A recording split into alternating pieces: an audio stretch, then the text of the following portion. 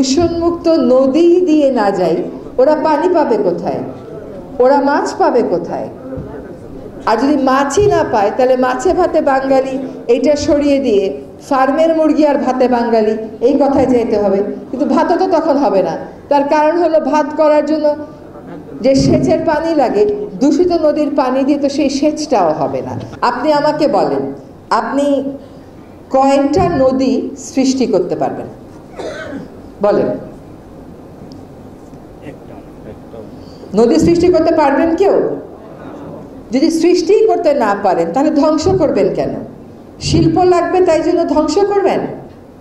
শিল্প লাগলে তো নদীও লাগবে। নদীগুলোকে শিল্পবর্জ্যের ভাগাড়ে পরিণত করার অধিকার কোনো শিল্পপতিকে দেশের কোনো আইন দেয়নি।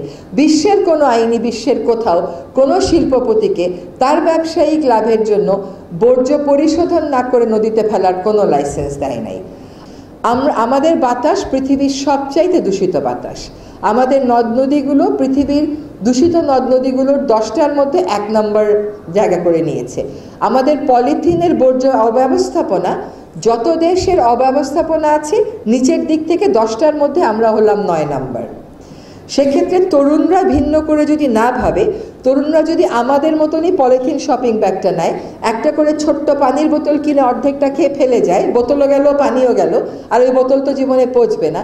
তরুণরা যদি স্টাইল করার জন্য স্ট্র দিয়ে কোক খায়, একটা স্ট্র 100 বছরেও পচবে না। স্ট্রয়ের দরকারটা কি আছে?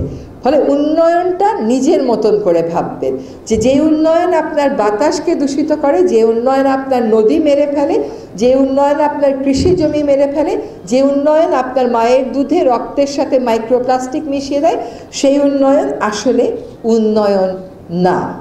যদি আপনার গাড়ি থেকে থাকে, গাড়িতে যখন উঠবেন আপনার ড্রাইভারকে বলবেন হর্নটা বাজাতে না।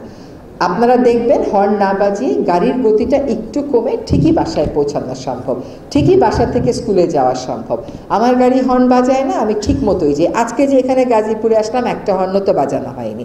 আর আপনাদেরকে যখন, যারা আমার প্রজন্মের আছেন, আমার আগের প্রজন্মের আছেন আর পরের প্রজন্মের আছেন, কাঁচা বাজারে যখন যাবেন তখন দয়া করে বাসা থেকে চটের ব্যাগটা, ছালার ব্যাগটা নিয়ে যাবেন, কাপড়ের ব্যাগটা নিয়ে যাবেন। দোকানদার যদি আপনাকে পলিথিন ব্যাগ দেয় আপনি নিয়েন না, তাকে মানা করবেন যে আমি পলিথিন শপিং ব্যাগ নিব না, কারণ এটা নিষিদ্ধ কেবল না, এটা আমার জন্য মারাত্মক ক্ষতিকর। আমরা নিজেরা পরিবর্তন যদি সৃষ্টি না করি, একটা ইংরেজিতে একটা কথা আছে যে যেই পরিবর্তনটা আপনি দেখতে চান আপনাকে নিজেকে প্রথমে সেই পরিবর্তনটা হতে হবে। আপনি নিজে যদি সৎ না হয়ে অন্য মানুষকে সততার সবক দেন, কেউ শিখবে না তো। আর সরকার সব পলিথিন ব্যাগ সরানোর বিরুদ্ধে লড়াই করে যাচ্ছে, অভিযান করে যাচ্ছে, কিন্তু কথা হচ্ছে ক্রেতাকেও এগিয়ে আসতে হবে। তরুণ প্রজন্ম হিসাবে আপনি সিঙ্গেল ইউজ প্লাস্টিক বা একবার ব্যবহার করে যে প্লাস্টিকটা ফেলে দেন সেইটা ব্যবহার করবেন না। স্ট্র, প্লেট, গ্লাস এটা ব্যবহার করবেন না, এবং আপনি পলিথিন শপিং ব্যাগটা ব্যবহার করবেন না।